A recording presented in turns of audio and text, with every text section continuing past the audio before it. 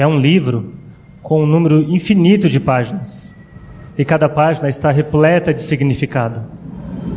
Este livro será lido pelos santos e anjos através das eras da eternidade, mas eles nunca chegarão ao final e nem compreenderão completamente o significado de uma única página.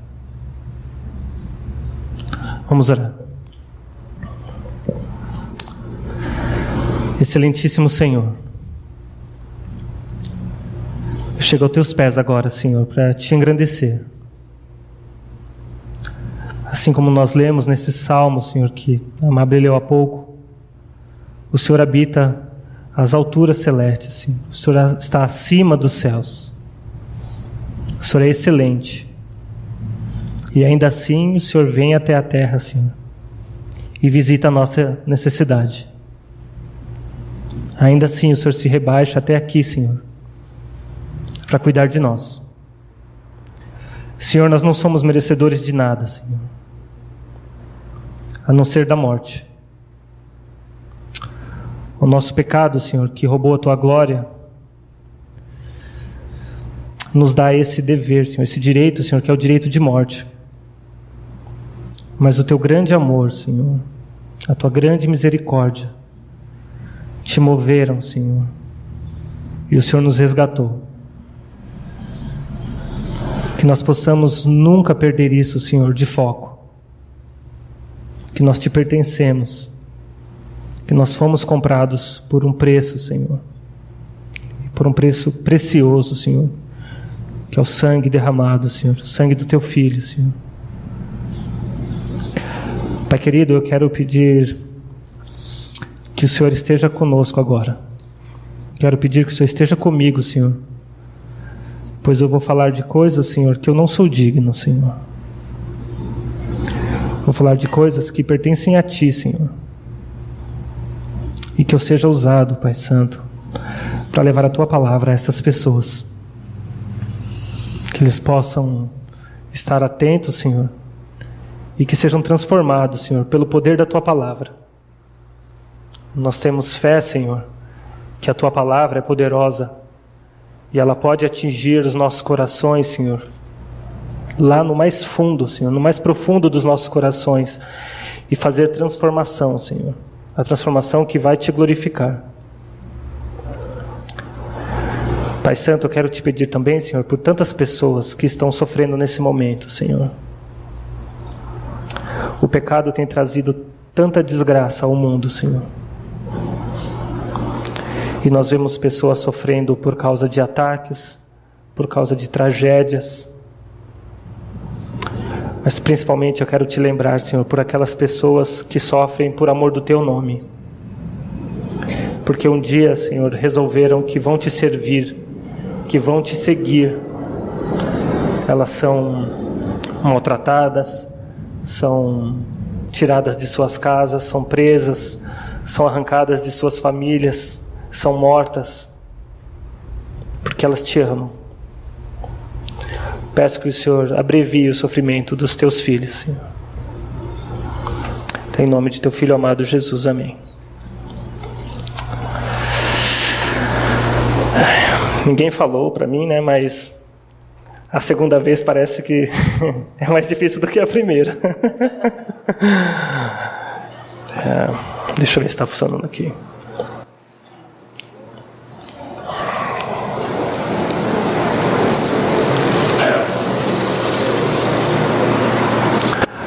Hoje nós vamos falar de ingratidão. A gente está trabalhando nesse tema, né, nesse mês, e aproveitando, né, toda essa situação de crise, né, é muito fácil a gente reclamar, né? Hoje em dia é muito fácil, porque a situação não está fácil, né? Então a gente parece que sempre tem um motivo para reclamar. Às vezes fica difícil encontrar, né, na nossa vida motivos para agradecer. E aí nós desenvolvemos um coração ingrato. E aí, enquanto eu estava pensando nisso, né, o que eu vou falar, né, sobre ingratidão, né? Algumas coisas me vieram à mente, né? Pensei no povo de Israel, né, que o Senhor sempre abençoou tanto, né, e Ele derramava uma bênção na vida deles, E no momento seguinte eles já estavam murmurando e reclamando. Mas eu pensei, não, eu não vou fazer isso. Eu não quero pegar um tema que vai ser fácil para a gente se acomodar e pensar assim, eles faziam isso, então nós somos humanos, nós erramos, é isso mesmo, é desse jeito que funciona. E o Senhor tem a misericórdia e pronto. Não, eu queria trazer um outro padrão, um padrão de excelência, um padrão que vai glorificar o nosso Deus, para que faça transformação na nossa vida. Eu gostaria de pedir que vocês ficassem de pé, e nós vamos ler esse texto. Fica em Lucas 2, de 25 a 32. Hoje de manhã, quando o pastor pegou a Bíblia e falou Lucas, eu falei, pronto, ele vai usar o meu texto. Eu até falei para as meninas, eu vou tacar a Bíblia no pastor, se ele pegar meu texto. Mas era um outro texto. Vamos ler a palavra do Senhor em reverência. Havia em Jerusalém um homem chamado Simeão. Ele era justo e temente a Deus, e esperava a consolação de Israel. E o Espírito Santo estava sobre ele. E o Espírito Santo lhe havia revelado que ele não morreria antes de ver o Cristo da parte do Senhor. Assim, movido pelo Espírito, foi ao templo. E quando os pais levaram o menino Jesus para fazer com ele conforme ordena a lei, Simeão o tomou nos braços e louvou a Deus, dizendo: Senhor, agora podes deixar ir em paz o teu servo, segundo a tua palavra. Pois os meus olhos já viram a tua salvação, a qual preparaste diante de todos os povos, luz para a revelação dos gentios e para a glória do teu povo Israel. Bom, pode se sentar. Pode sentar. O texto fala, deixa eu abrir aqui na minha Bíblia, que fica melhor do que eu acompanhar lá. Só um momento.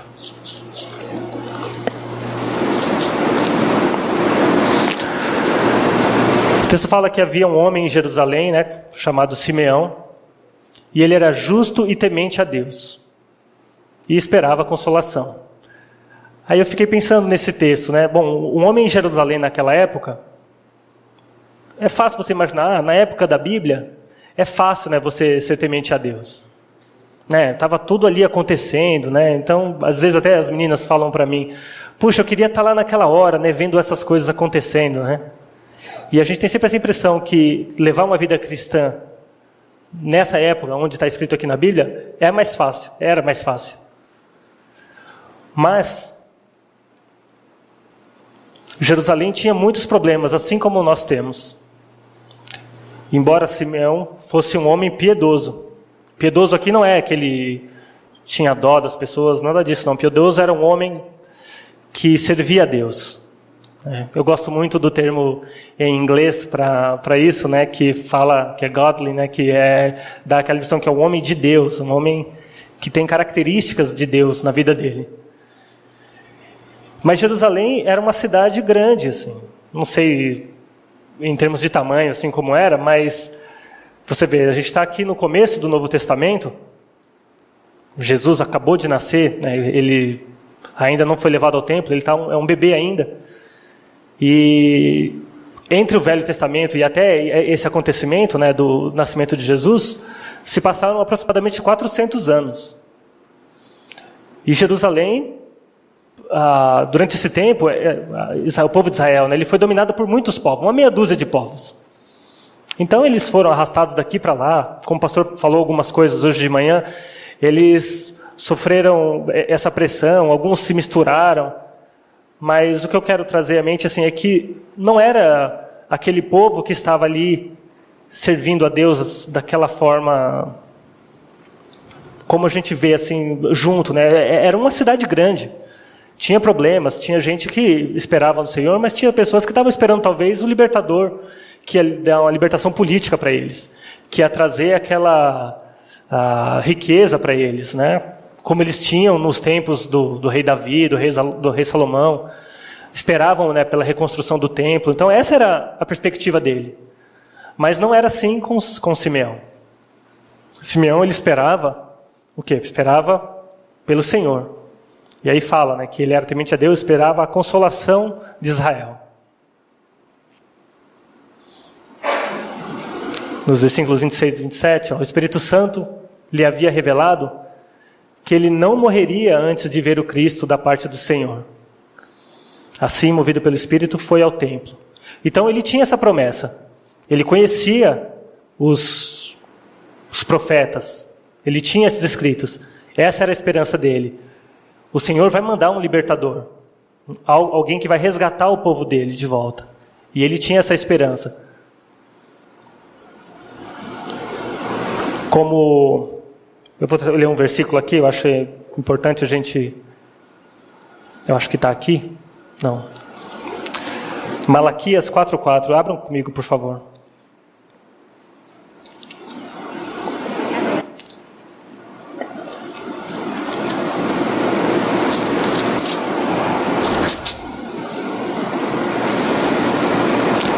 Vou ler. Lembrai-vos da lei de Moisés, meu servo, dos estatutos e das normas que lhe mandei em Horebe para todo Israel. Essa era a recomendação que tinha sido passada lá atrás, uns 400 anos atrás. Simeão provavelmente estava pegado nisso. Ele conhecia a lei do Senhor. Ele bebia dessa lei. Então era essa a esperança dele.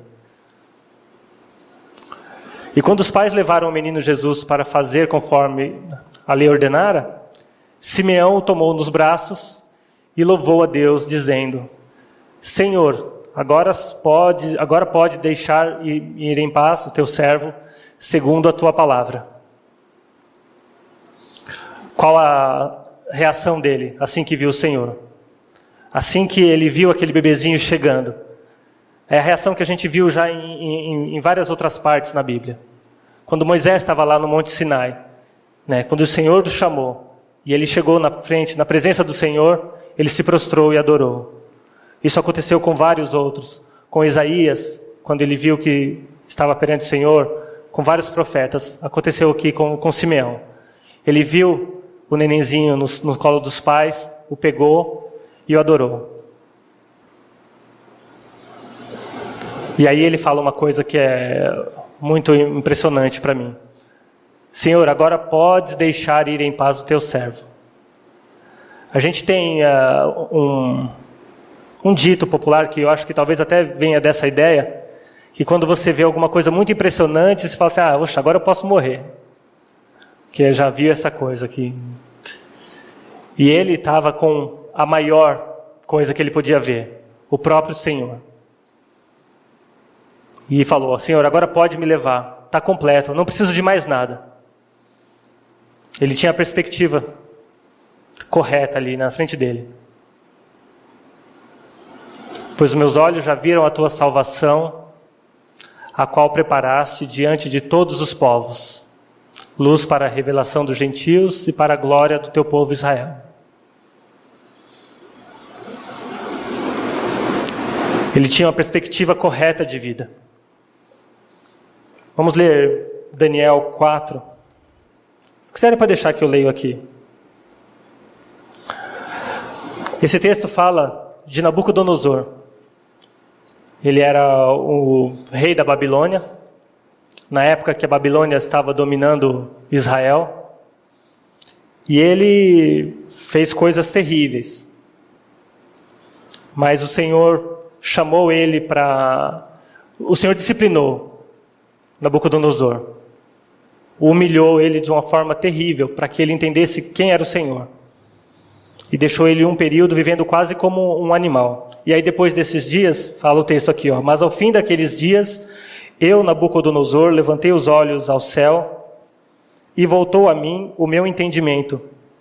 E eu bendisse ao Altíssimo, e louvei e glorifiquei ao que vive para sempre.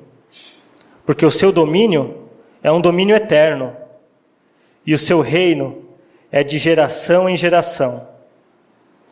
E todos os moradores da terra são considerados nada. E ele age no exército do céu e entre os moradores da terra, segundo a sua vontade. Ninguém pode deter a sua mão e nem lhe dizer: o que fazes? Isso é uma perspectiva correta do poder de Deus.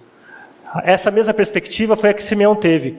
Ele sabe que o Senhor, aquele mesmo Deus que pegou o povo dele, escolheu o povo dele com Abraão, lá no início dos tempos, formou aquele povo, e aquele povo foi para o Egito com um propósito.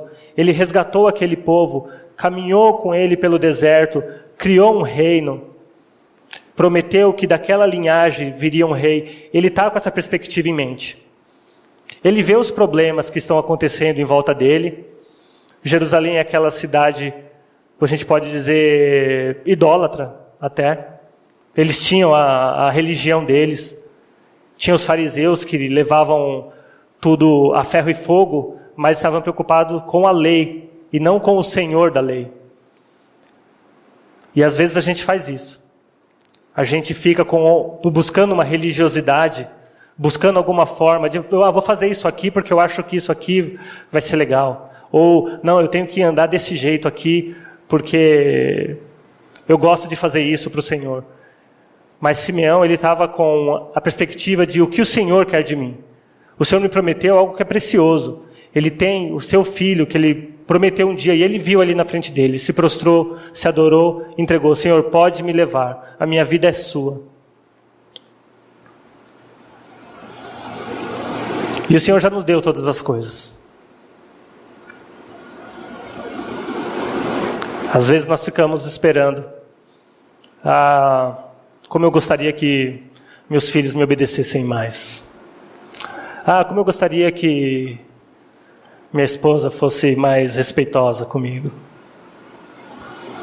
Ontem a gente, com o nosso tempo aqui de casais, né, a gente teve um tempo lá embaixo onde os maridos puderam fazer declarações de amor, né, para as esposas. E o Odir falou, né, ele que está com 5 meses, né, falou assim: a gente está em lua de mel, né, e é gostoso mesmo. Mas a gente sabe que tem períodos que não é fácil. Tem muita coisa que acontece na vida do casal que é muito difícil. E se não for por Deus, as coisas não se sustentam. Mas muitas vezes a gente está preocupado assim: o que eu posso fazer para melhorar o meu casamento? Então eu vou fazer as coisas que eu tenho nesse grupo de regras aqui que eu posso fazer para o meu casamento. Então eu vou assistir esse filme aqui que fala do cara que estava com problemas no casamento. Então eu vou assistir aquela palestra que fala sobre casamento. Mas por que você quer o seu casamento? Por que você quer restaurar o seu casamento? Para você ser uma pessoa feliz no seu casamento?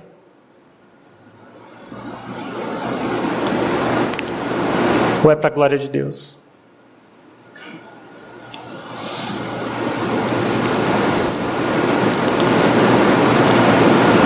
Agora eu quero gastar um tempinho aqui.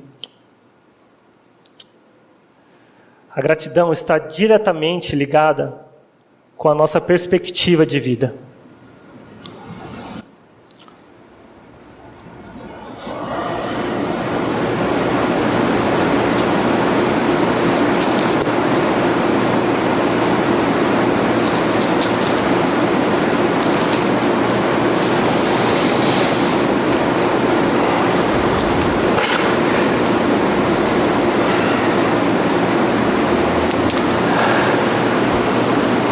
Uma das coisas que mais atrapalham a nossa vida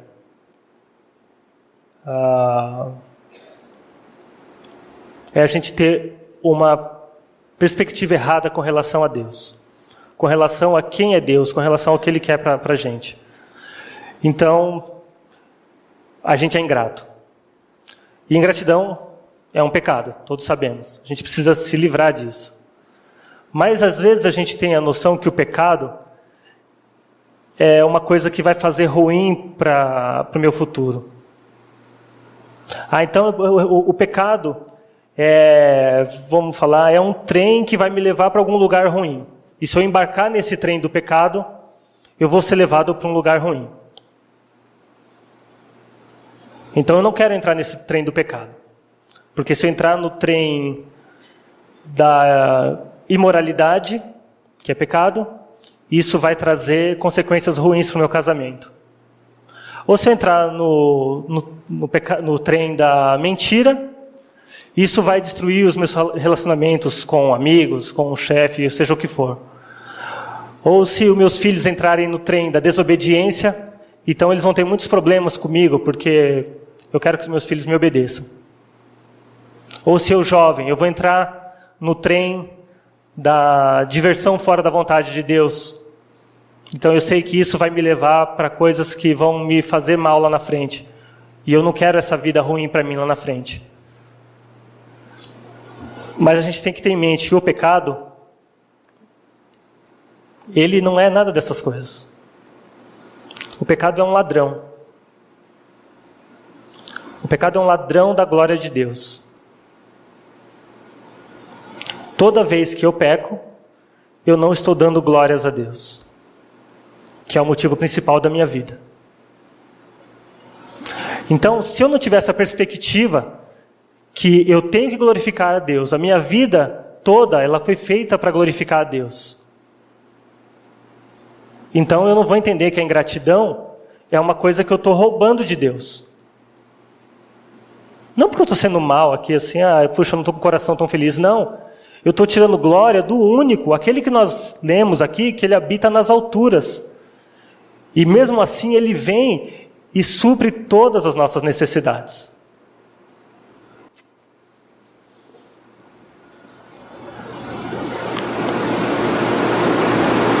Esse é o nosso alvo principal. Deixa eu ler esse versículo. Depois eu volto naquele outro, tá? Que eu troquei a ordem deles. Sim, de fato, também considero todas as coisas como perda, comparadas com a superioridade do conhecimento de Cristo Jesus, meu Senhor, pelo qual perdi todas as coisas, e as considero como esterco, para que possa ganhar a Cristo. A Bíblia, às vezes, ela tem umas palavras que são fortes, assim, né, para o que a gente está acostumado, assim, no dia a dia, né? Lógico, a gente ouve muita coisa ruim, mas quando a gente pensa assim, falando, está na Bíblia, ela é pesada. Todas as coisas são como esterco. Porque o meu alvo é Cristo. Isso Paulo fala, ele já conhecia o Senhor Jesus já há um bom tempo. E ele está falando assim, agora eu considero tudo isso perda. Toda a inteligência que ele tinha, tudo que ele aprendeu, é nada.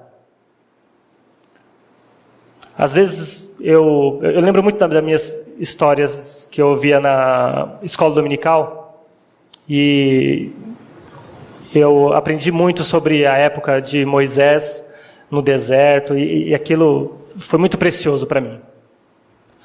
E eu sempre pensava assim, puxa, que legal, né? Deus pegou Moisés, nenenzinho, levou para o Egito, fez dele um cara inteligente, aprendeu o Egito era uma potência, aprendeu nas melhores escolas, nas melhores universidades, para depois poder usá-lo. Será? Porque Deus pegou ele depois, e os mesmos 40 anos que ele passou lá, Deus catou ele e jogou ele no deserto, para trazer ele para nada de novo. Porque é isso que Deus precisa da gente. Ele quer nos usar do nada, disponíveis. Ele não precisa da psicologia do mundo. Ele não precisa da inteligência dos grandes filósofos, nada disso. Ele é todo-poderoso. Ele é onisciente. E tudo isso se transforma em quê? Em amor. Que ele pega a gente do nada, do barro, um pedaço de nada, e transforma em alguma coisa para a glória dele.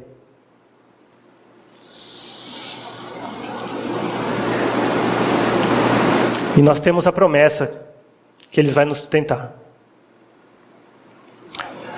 Esse texto de Romanos 8 foi um texto que eu fiquei também muito tentado a utilizar, porque ele fala de todas as coisas que cooperam para o bem dos que amam a Deus, né? E é um texto que nos desafia a não sermos ingratos. Mas aí eu resolvi pegar só esse esse último versículo do trecho. Romanos 8:32. Aquele que não poupou nem o próprio filho, mas pelo contrário, o entregou por nós, como não nos dará também com ele todas as coisas? Ele entregou o próprio filho por nós. O próprio Deus, precioso, eterno, antes da criação do mundo, ele morreu, se entregou para a gente. Já sabia que nós íamos errar. Ele é o autor de toda a história. E ele já preparou o livramento. O que eu queria trazer vocês para refletir é que nós já temos o mais precioso. Eu podia falar que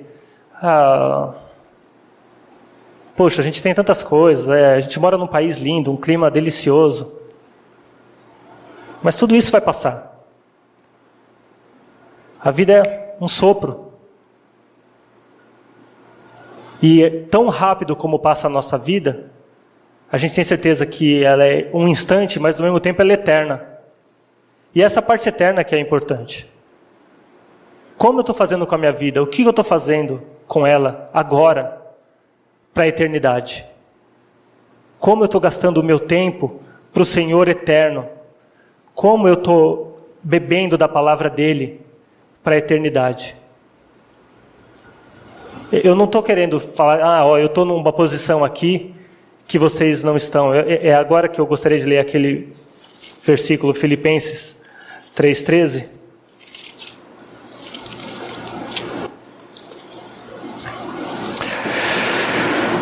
Na verdade, eu vou ler o 12 também. Não que eu já tenha alcançado, ou que seja perfeito, mas vou prosseguindo, procurando alcançar aquilo para que também fui alcançado por Cristo Jesus. Irmãos, não penso que eu mesmo já tenha alcançado, mas faço o seguinte: esquecendo-me das coisas que ficaram para trás e avançando para as que estão adiante, prossigo para o alvo, pelo prêmio do chamado celestial de Deus em Cristo Jesus. Essa era a mentalidade de Simeão.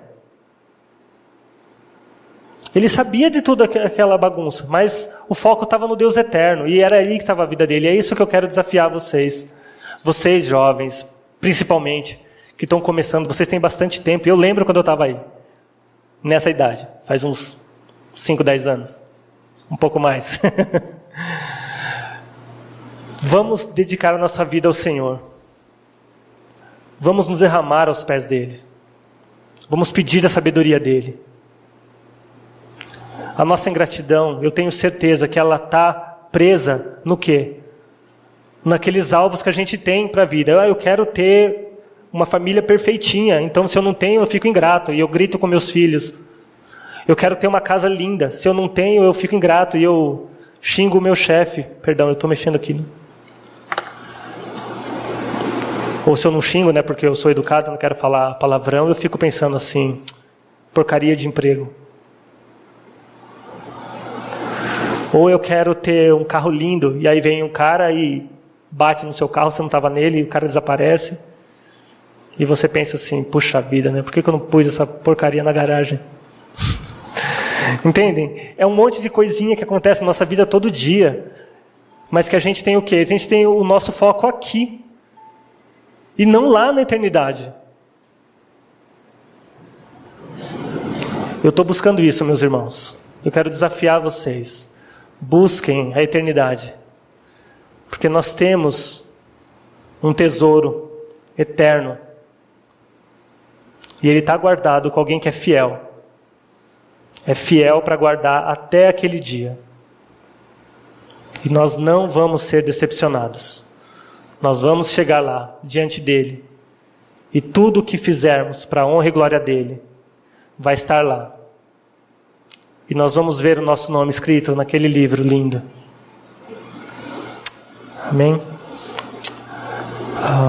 Eu tenho um vídeo que eu gostaria de passar.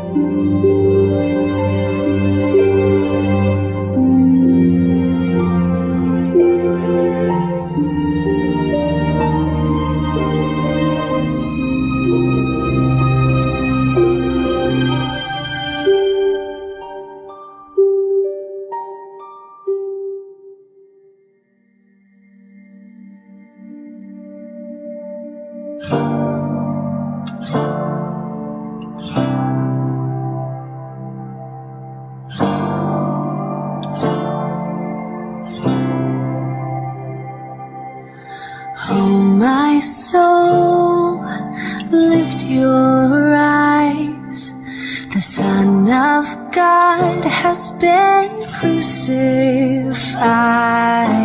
Oh, my soul, lift your eyes to your salvation. Oh, my soul, lift your head. The weight of sin has been nailed to him. Oh, my soul, lift your head to your salvation. Jesus has been lifted high. Set your eyes on him. Set your eyes on him. Jesus has been lifted high, and he's drawing all men, drawing all men.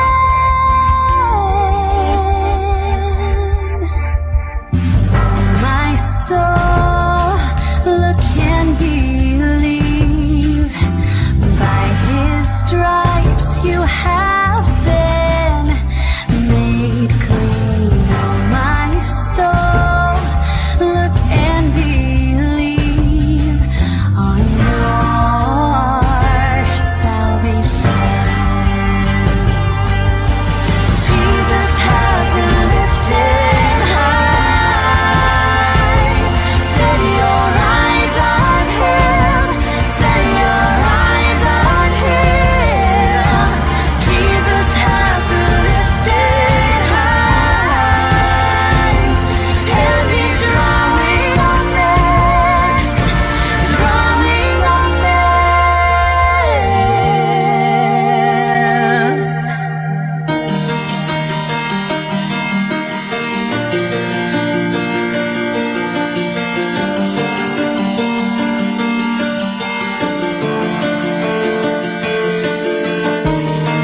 Look to the cross, look to the cross, look to the cross and believe. Look to the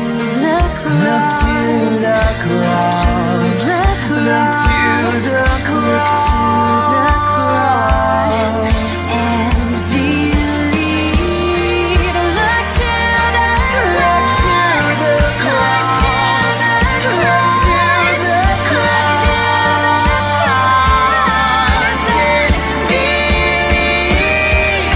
Look to the cross, look to the cross, look to the cross.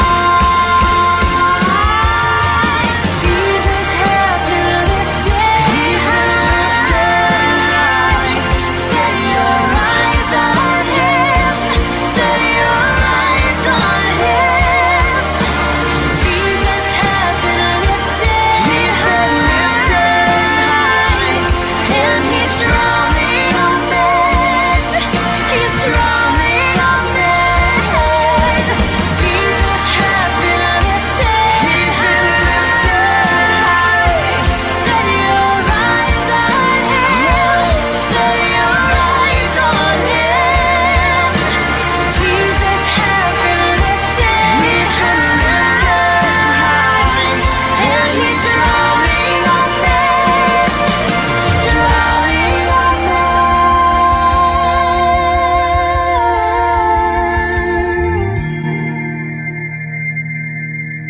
Oh, my soul, get up and go. Tell someone Christ has made you whole. Oh, my soul, get up and go. Tell of your salvation.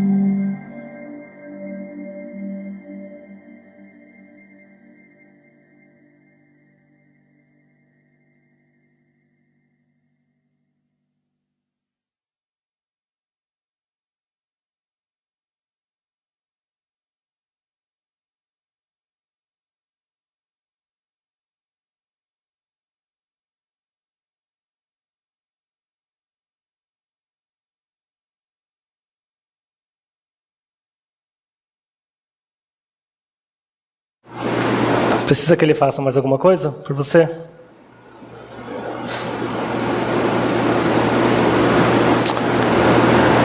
A ira de Deus completa, com todo o poder dele, caiu sobre Jesus, para que não caísse sobre você e eu.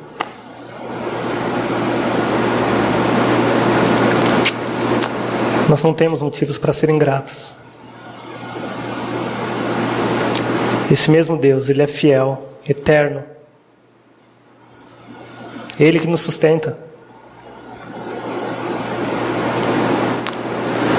Vamos entregar o que a gente está segurando, ainda é nosso, aos pés dele. E ser gratos. Porque a gente nunca vai ver outro amor que se pareça com isso. Amém? Vamos orar.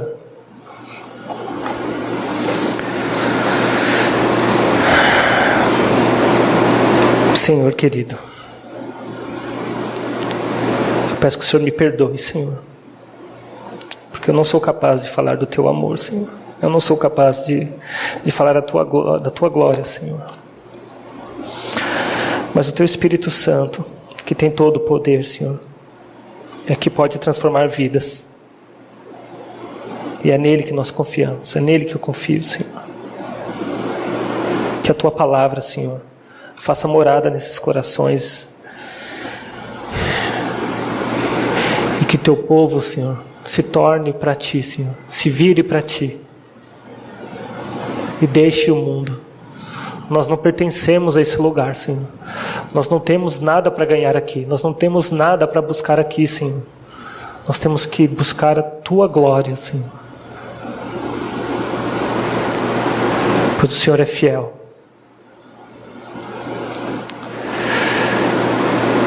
E eu vou cantar um hino agora. Eu queria que, enquanto isso, vocês estivessem em oração. E vocês pensassem: